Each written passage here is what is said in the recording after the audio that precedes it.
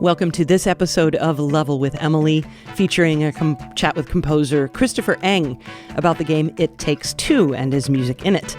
It Takes Two is it's a co-op puzzle adventure extravaganza with very clever level design in terms of the mechanics and the ideas for how you can rely on another player in your gameplay. And it's very cinematic too, lots of dialogue, very story-based. The story is about a young girl named Rose, and her parents are planning to get a divorce. She doesn't want that to happen, and you play as her parents in this game. So one of you is the mom, one of you is the dad, because it's a two-player game, right? So that's the story of the game. And again, the music is absolutely fantastic. If you want to hear samples of the music, you need to hear the audio version of this podcast, which is, of course, how we intend for things to be heard. But there's some really great examples in this one too. I mean, I think there always are, but I'm biased. But this one in particular just has some really poignant musical moments that were fun to discuss and are fun to share with you in the audio podcast version.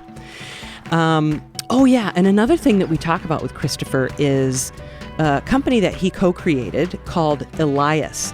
And Kristofer started Elias because he was dissatisfied with the way orchestral music works in games, because of course games, it's all adaptive music and audio, right? So things change as you make a decision as a player, as you go down a certain corridor or decide or not decide to fight a boss or whatnot.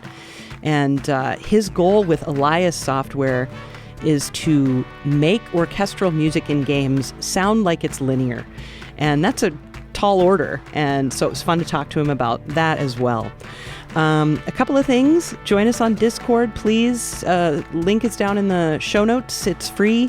You can hop on to talk to us about this episode or many other episodes. Tons of music. There's a Minnesota Love channel. There's a spot for you to share pictures of your pets. It's all there. Just come to our Discord. We'd love to have you. Subscribe to this YouTube channel so you don't miss our latest posts. And if you're financially able to support us on Patreon, we would greatly appreciate that. Visit us at patreon.com/level. All right, well, let's go ahead and hear from Kristofer. Here he is. Yeah, this game was kind of for a composer, it's a dream game to work with because it has so many levels, and I think it starts with this Rose not wanting her parents to divorce, and that is of course a kind of dark, deep, and sad thing, and and she buys these, she makes these dolls that represent the father and the mother, and she buys this awful love book, a relationship book, kind of Dr. Phil, but with a Latino touch. And of course, everything comes to life. So the cool thing with when it starts with that serious, deep thing, but then it's the most playful game I have ever played myself, where everything can come to life. And when I first so the object of the game, you think that it is to find your daughter and try to get her to help you become human again. but that's not the real goal of the game, and you discover that along the way. And for me to just find the main theme of this game was quite a journey.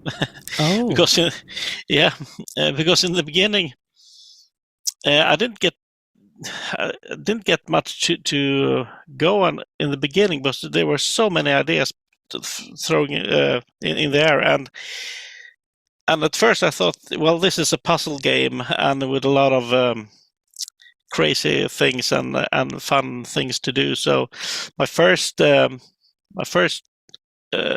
demo to Joseph was more like a tons of time signatures and a complex orchestra and the woodwinds doing crazy things and more of a kind of circus thing. And Joseph was like, no, this is absolutely not it. and I tried to find, well, what is it more about? Well, of course it's about love and magic, so I did some more of that kind of love magic things, and I struggled a lot until I one day just thought, well, wait a minute, this is about Rose, actually, even though it's so crazy and adventurous. It's all about, it's in her head, really. And I wanted to make a main theme that a kid could play. Yeah. So I set up my rules. I think it's the first time for years I write it in C and only white keys, and that was I set this rule for me that I can only do it in C, and it's going to be kind of a playful theme, but then that evolved to being something that May should actually sing in the game. And the first theme isn't that singable. It's a little bit bam bam da do da do do do do da. It's a classic piano thing. So I made the second part for her to sing, and these two became the main theme. And you can actually play them together, also, if you like. So it's kind of a two.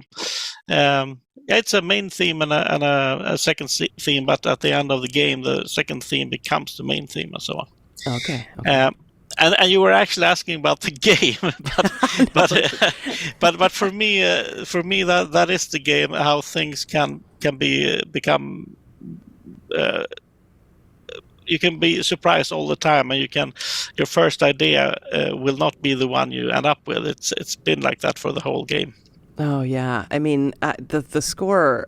It's just so playful and serious though too, and cinematic. It's one of the most cinematic scores that I've spent time with recently. And I mean, and that word is kind of a loaded term, right? It can mean a lot of things, but I guess just this.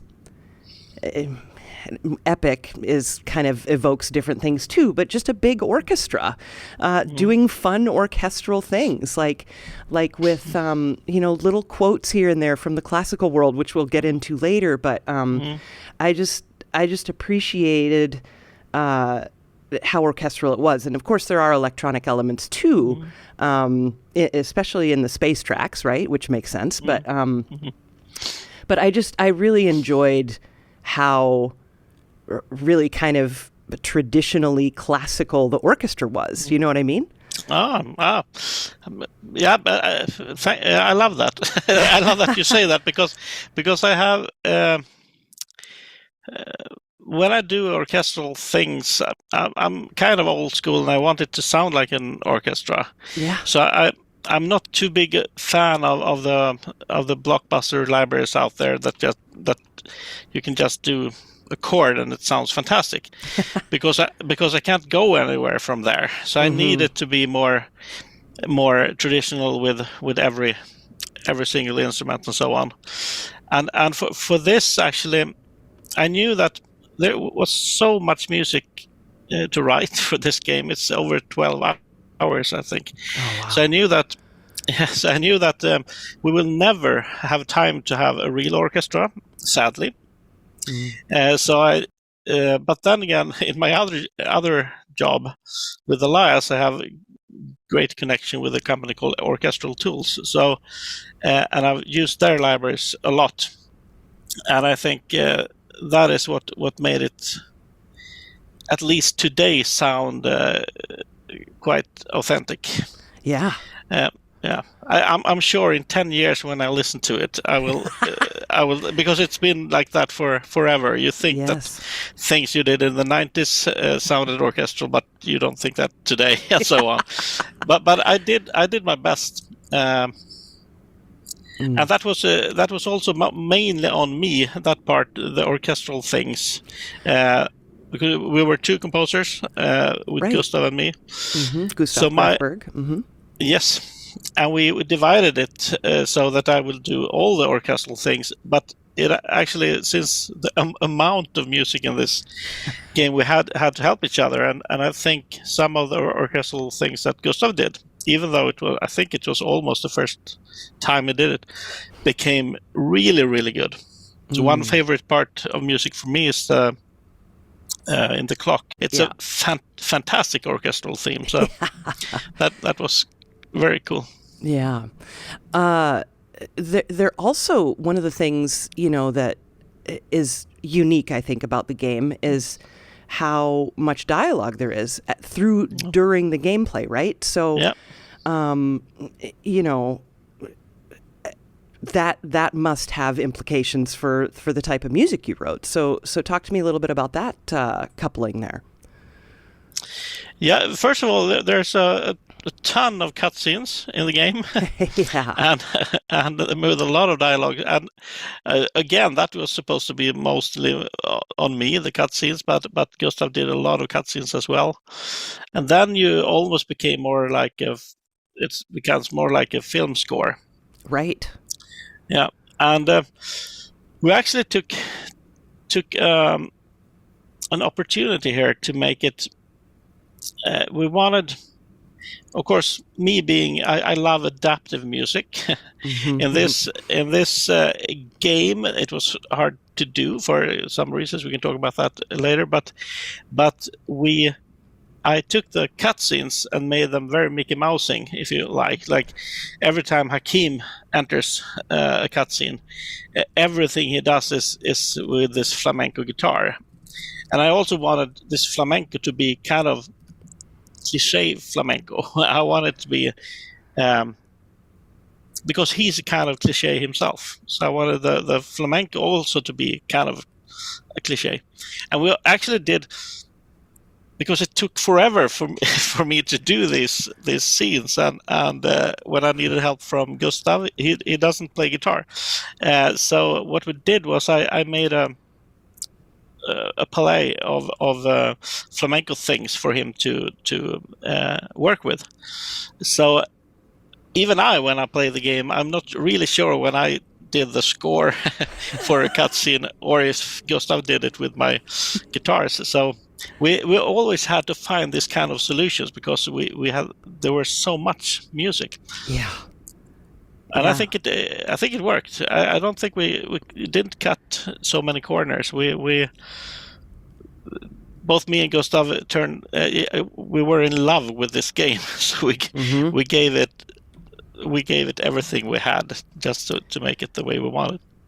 Well, and of course you were awarded for your efforts with the Game Audio Network Guild Best Original Soundtrack Album, which speaks volumes because there were some great scores you were up against, of course. So, it paid off.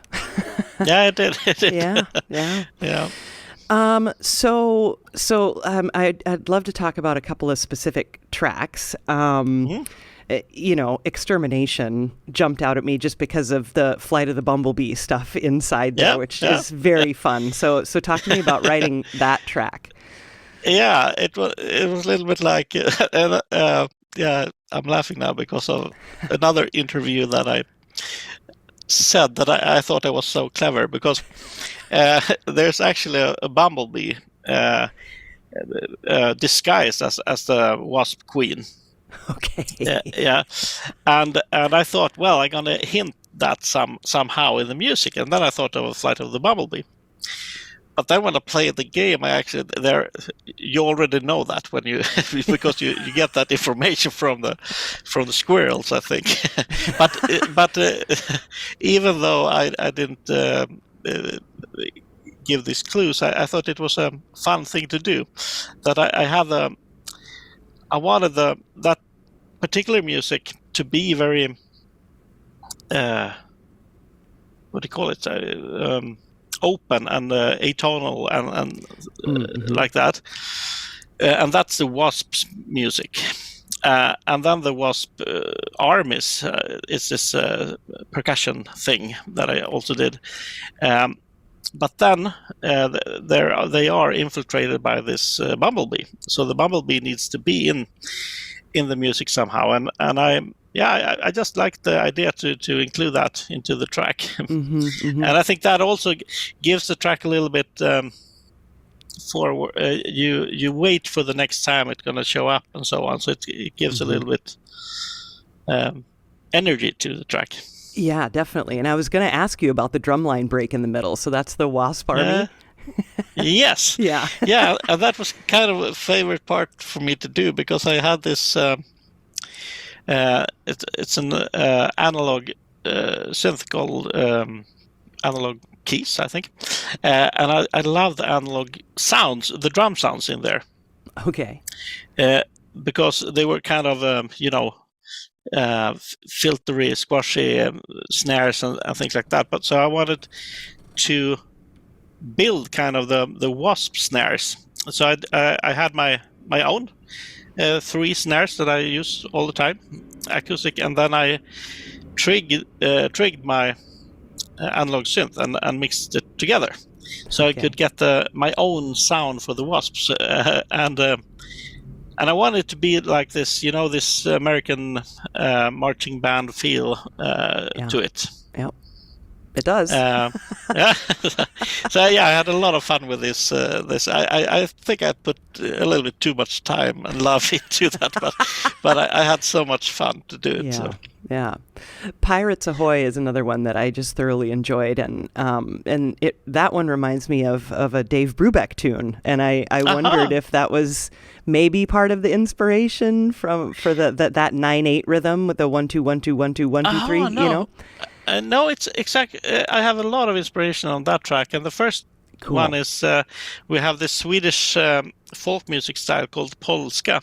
Okay. And it's kind of special because it's 1 2 3 1 2 3 1 2 3, and then you could ease it up and think 1 2 and 3 and 1 2 and 3, and so you have it more metrical. So it started with that, and then of course for some reason I wanted to there were these things underwater all the time, so I wanted to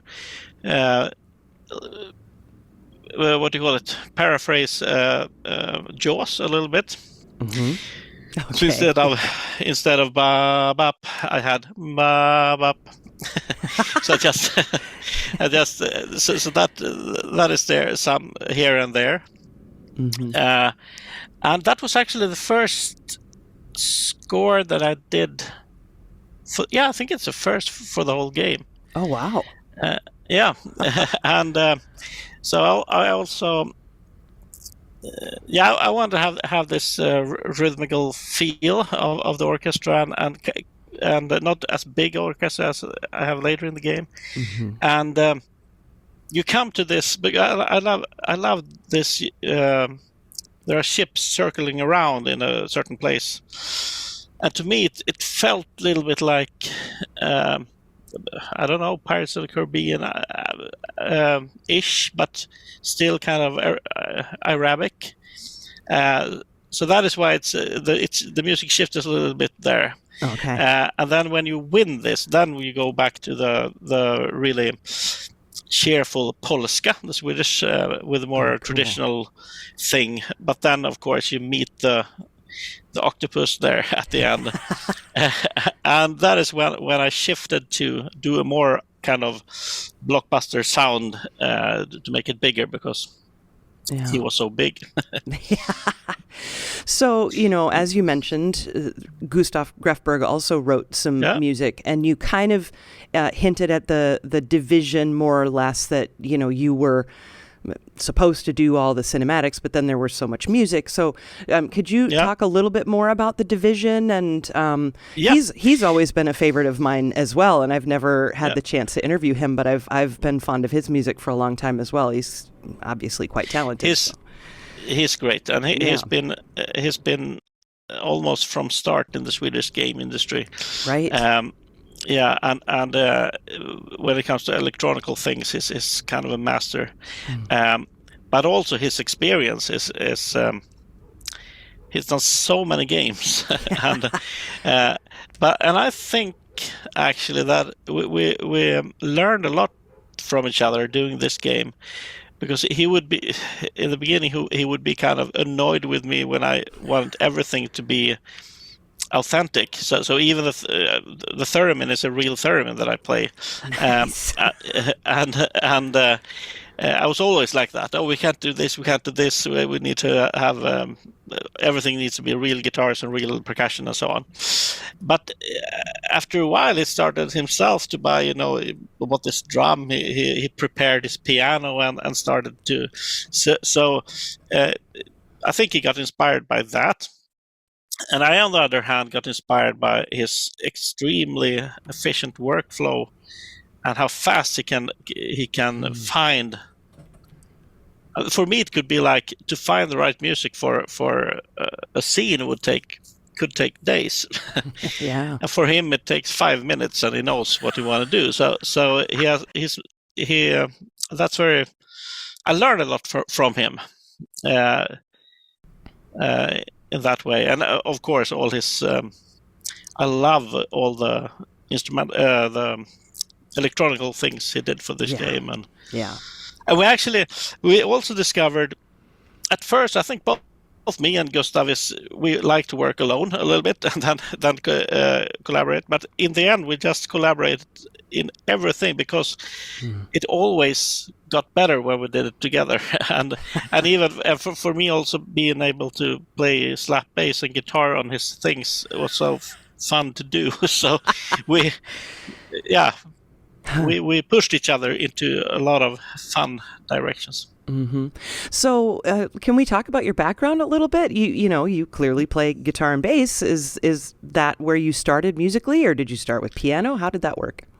I think I started with drums when I was little, and then my father bought a Korg M1, and so I did a million of tracks there. But I took lessons in electric bass and guitar, and for the bass I went to what do you call it? High school and university or college? University, and then I ended up in the Royal University of Stockholm. I was going to be a jazz bass player, and that was what I wanted to do. But I got so tired of jazz after a couple of years. I almost hated it for a while, and start being very interested in classical music. So my last 2 years at the Royal Academy was more. I took every class I could find that was in composing and so on, and actually game music as well. I think it was the first class for Microsoft Direct Music, that system.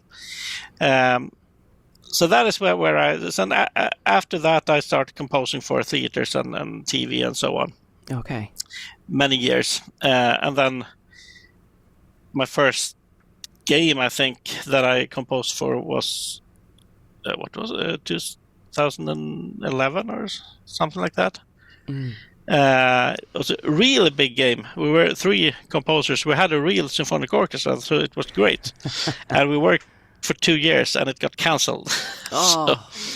It's heartbreaking. So the music is out there with a full symphonic orchestra. No one can use it. We can't use it, and the studio can't use it, and it's a complete secret. So yeah, me. I mean, I'm sure it does you too. Yeah. But then again, if we talk about my background, is mainly I played in a lot of bands. That's been my thing, because I'm not the guy that even at the academy I hate just practicing, sitting and practicing things. I hate that. So I rather play with one band a night just to learn that way instead. Mm-hmm, mm-hmm. Oh, interesting. I'm always fascinated with bass players because, I mean, it really, I was a trumpet player. So even though I played piano as well, and I talk about this from time to time in this podcast, even though I had that background, I still tend to hear things from the top down initially. Yeah. So even though you kind of train as a musician to hear the other way, right? But I just am curious how you think that experience of being a bass player, informs you as a composer. That's really interesting, because it does, of course. Mm-hmm. I just had an experience. I haven't played bass for many, many years. I played a lot of. I actually played the theremin with the orchestra and played a lot of keyboards the last years. But then I got to get a gig as a bass player, and we're going to play gospel.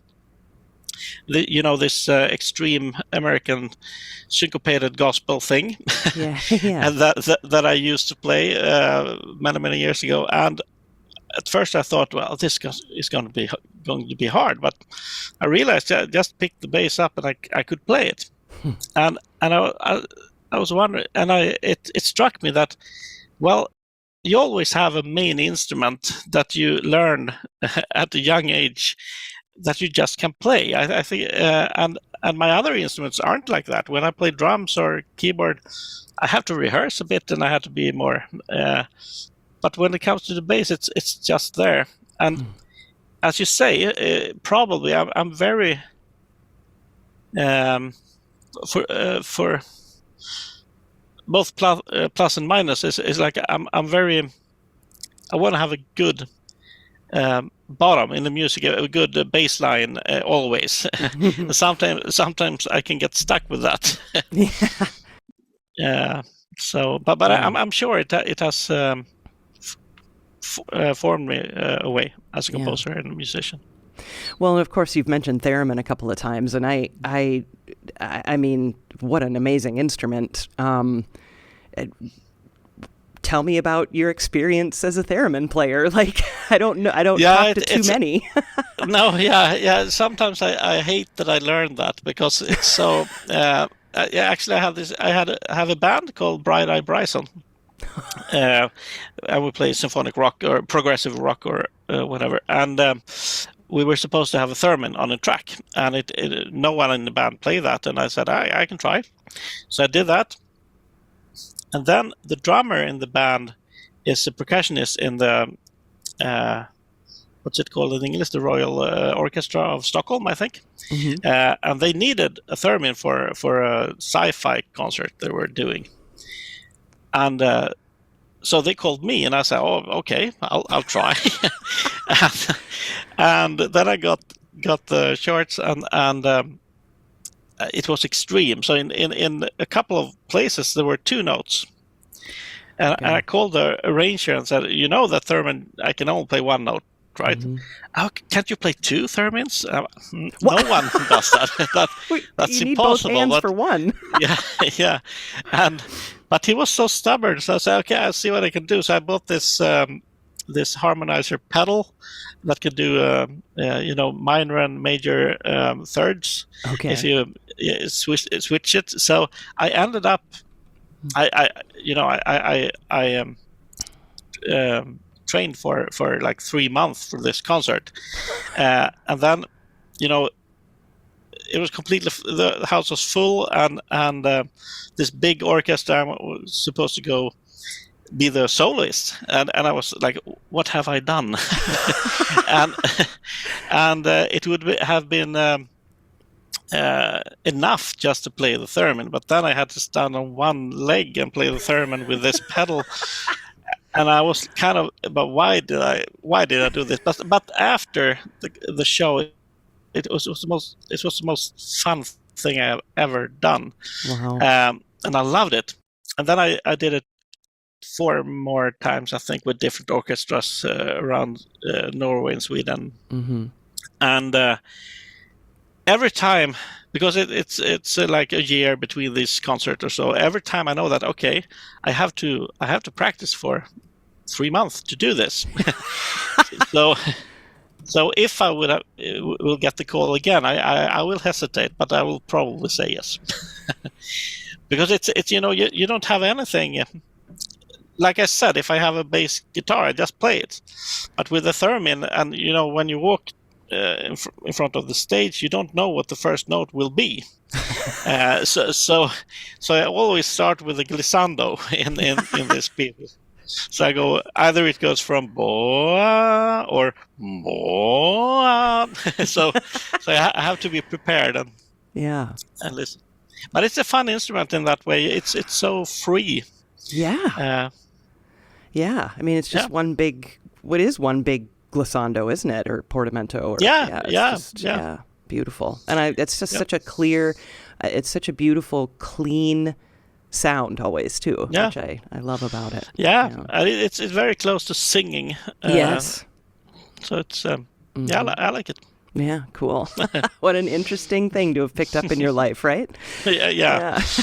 but I'm like that. I always want to play new instruments all the time, and I think it has to do with my composing as well. Because when I get the writer's block, I love to find a new instrument that I don't know how it works, and then I can come up with new ideas and so on. Sure, and it gives you texture ideas and all kinds of color and cool. Yeah. There's a track back to It Takes Two. There's a track called Symphony, which, I mean, I'm such a huge Bach fan. So the moment that C minor prelude starts, I was like just hooked. I was like, what's he going to do with this? And I loved the transition away from that into the rest of the piece, which was such a beautiful, because of course the C minor prelude is very minor, right? And you're in this sound with this organ, and then suddenly it just opens up into this beautiful major sound. So I loved that track. Talk about it if you would. That it was really, really hard to do because there are reasons why we actually couldn't use Elias in this part of the game. And and we were, and still wanted to be really adaptive because you were supposed to be able to sing everywhere on the track. And the first track I did was the Symphony, and at first Philip told me you have to be in one key all the time. You have to have just one bass note and so on. Okay, and still make it classical. And I was like, okay, so this is going to be like a bolero thing or something. So I struggled a lot because I really wanted it to be more like Bach, maybe. But I did this other thing, and I struggled a lot. And then when I was done, they said, well, we found a way to do it, so you don't have to just stay in one key. Okay, it's already done. So it took me a while to like that music, actually, because it was so frustrating to do it. Oh, sure.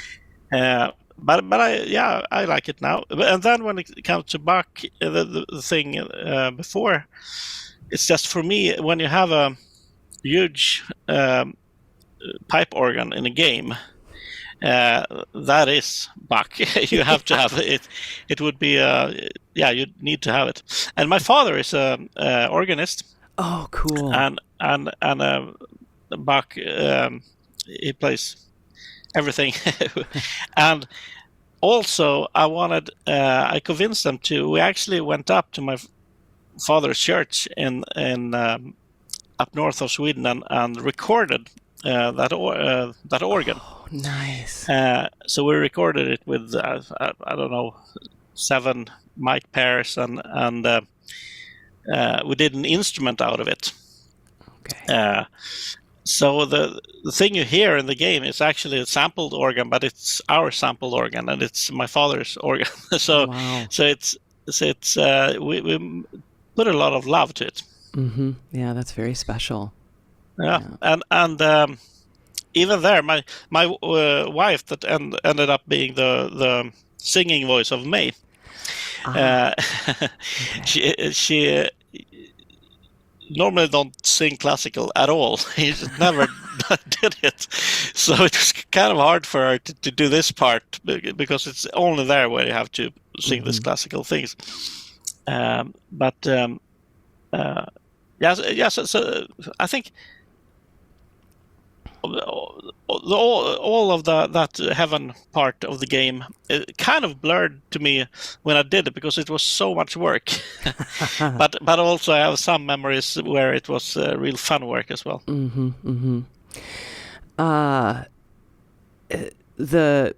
The track called Rose, also very beautiful, and I love the tone, the mood with the pizzicato strings and the guitar line. Very, very beautiful. So if you'd talk about that track, yeah, that's I think that's my dearest part. Okay, yeah. Because always when I did theater music back in the days, it was also almost always kind of fun. It was a lot of comedies I wrote for and so on. So I always longed for making this more sad things, and I love doing this kind of music. And for me, it was also in the game. It was so nice when you just made music for a boss fight with a crazy flower, and that was super fun. It was great, and so on. But then we came to a rose cutscene. I could land in it somehow, and I really think of just her and her thoughts, and also in most of the themes there are references to the level that you've just been in.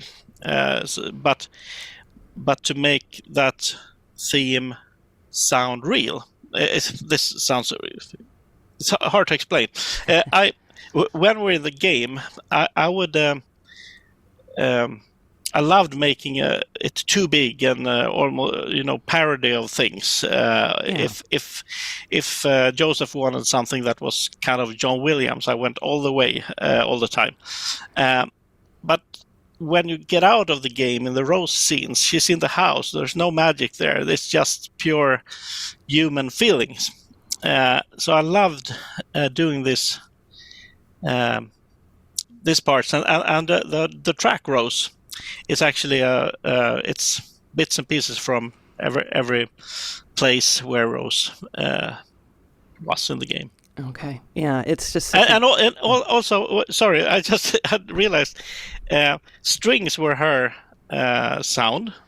Okay, but she had the book, and the flamenco guitar was Hakim's, but it couldn't be a parody when he was a real book. It had to be the real music for Hakim, if you know how I think. Yeah. So it was kind of every Rose scene was kind of the real music, and the other one was the fantasy music. Okay, yeah, it's just such a beautiful track. I love it. Thank you. Let's talk about Elias for a moment. First of all, explain what it is. I don't talk about software very much on the show, right. But it's a huge deal. So, I can. So after that, my first game that I just told you about that got cancelled. I was a little bit, even though I love the music for that game, but for me it was just music played in the game. It has nothing to do with the game. So I had an idea of how to make orchestral music adaptive.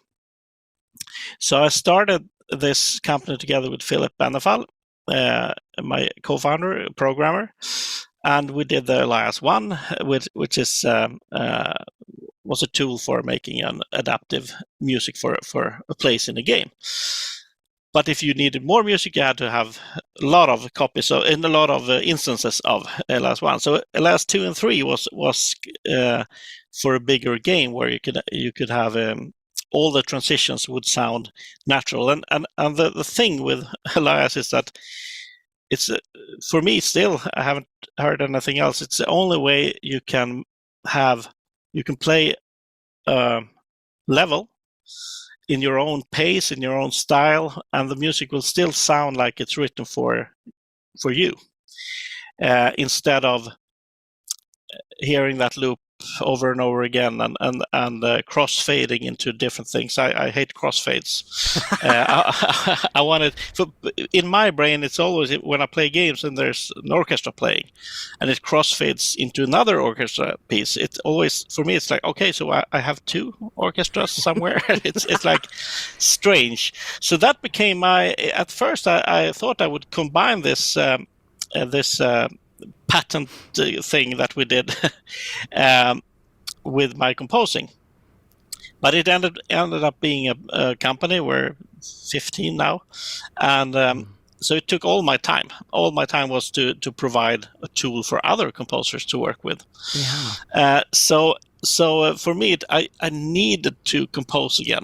I was like, I need to compose now, and I told Joseph, I'm going to do the music for this game. The thing was that with Hazelight, we were developing a new tool. Okay. And we had this backup plan without our tool, because it was kind of too hopeful to be able to finish it in time. And at a certain point in the game, we realized we're not going to be able to finish this in time. And that is Elias 4 that we just released 2 months ago. Okay. So you can imagine how far we were from it.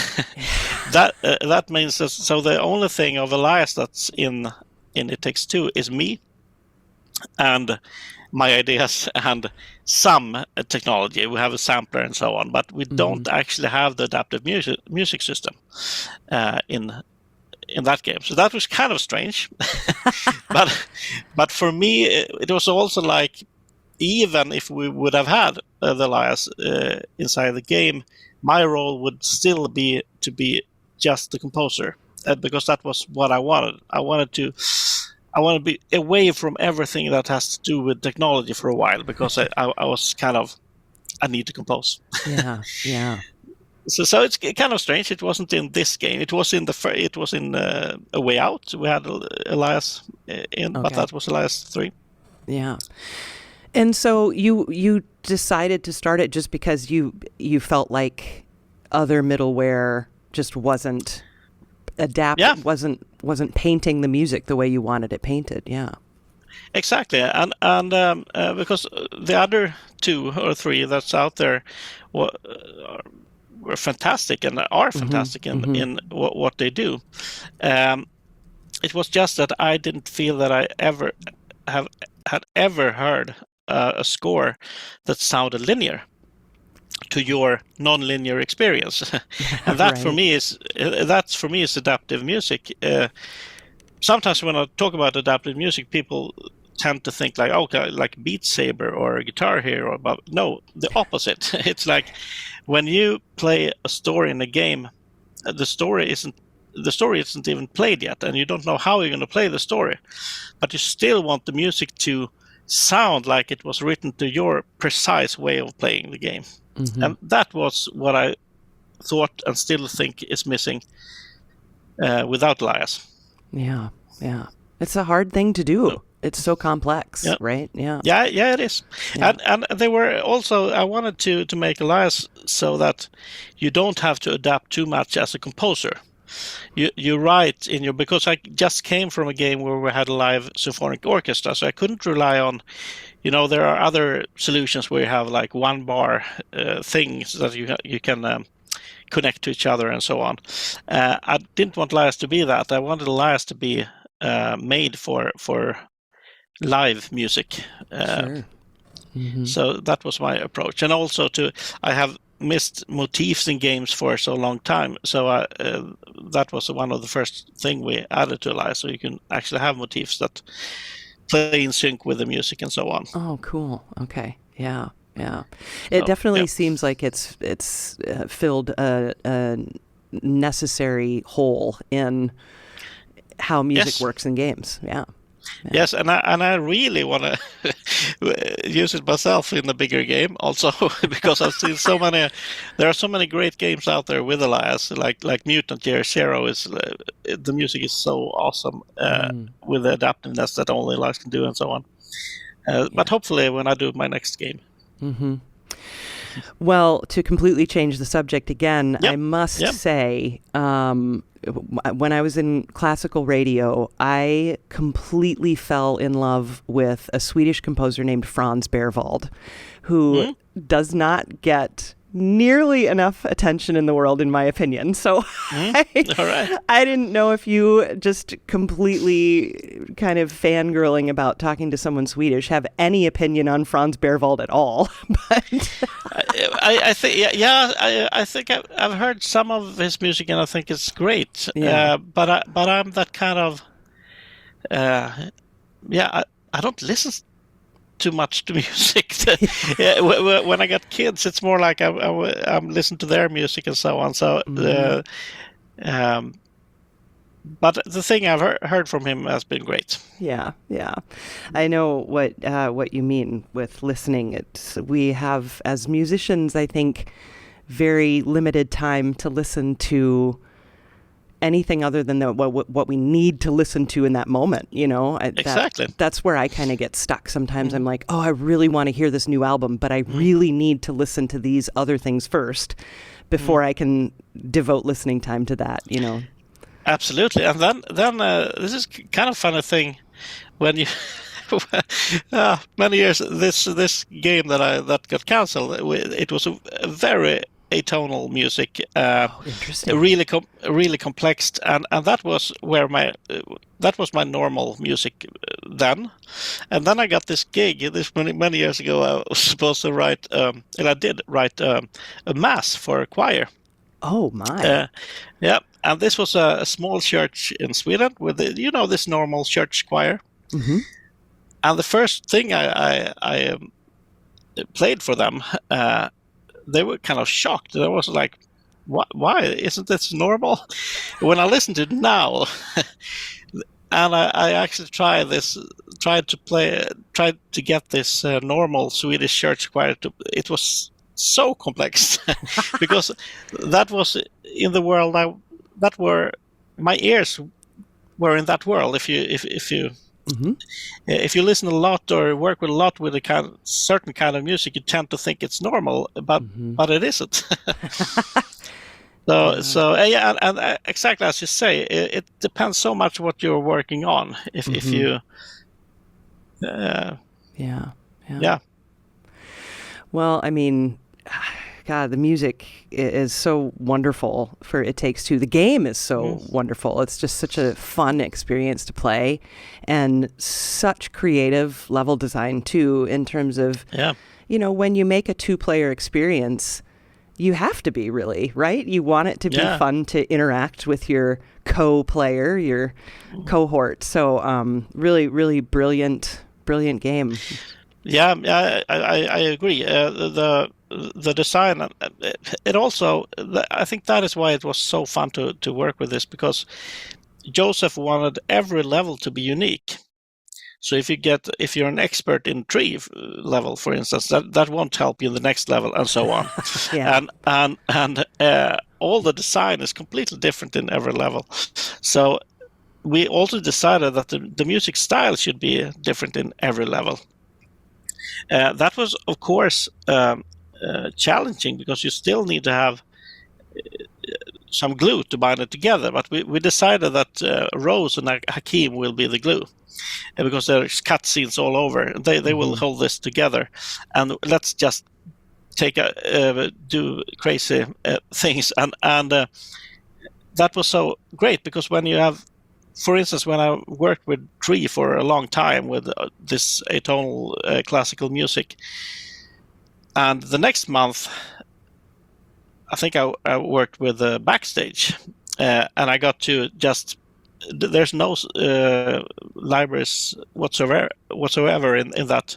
It's just my drums and my guitars, and it's only live instruments. Okay. And then it gets super fun again. and after that, it might be something completely different. So you never got tired of this. I know my colleagues at my company, because I worked half time with running the company and do this. They said, "Don't you get tired?" And no, actually, I get my energy from this. It's where So every week I had tons of energy to just dive into this. So it was great. Wonderful. Yeah. Well, Kristofer, I mean, is there anything else you want to say about It Takes Two or anything that you're working on right now? No, and I'm so super lucky to have worked on this game. It's my I think I said this to you before somewhere. I always tell my students not to be jack of all trades, just be narrow in what you can do. And then this gig appeared where I had to play blues and everything and orchestral. So for me, it was a dream gig. Mm-hmm. And after it's been a year since I worked with it, and now I've just run the company, and now I'm at the same point again. I need to compose again. So now I'm looking for my new project to compose for. Wonderful. Now, what do you mean by students, though? Are you teacher as well, professor? Yeah. I used to be, but I still doing talks at different schools and things like that. Okay. Wow, you've got a full plate, don't you? Yeah. Great. Well, thank you again for chatting today. It was really, really wonderful. I've just thoroughly enjoyed going through your It Takes Two music. It was an honor to be here, and really nice to chat with you.